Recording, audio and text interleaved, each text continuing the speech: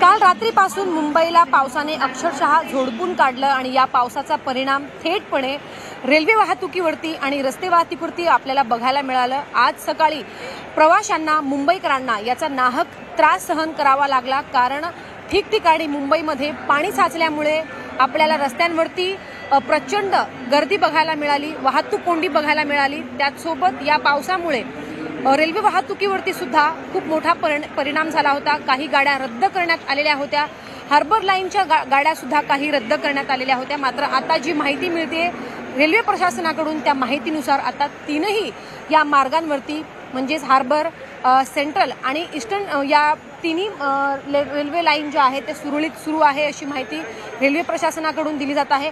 आज सकाळपासूनच पुन्हा एकदा पावसाने जोरदार हजेरी मुंबईमध्ये लावलेली आहे। हे सगळं बघता हवामान विभागाने सुद्धा मुंबईमध्ये रेड अलर्ट जो आहे तो जारी केलेला आहे।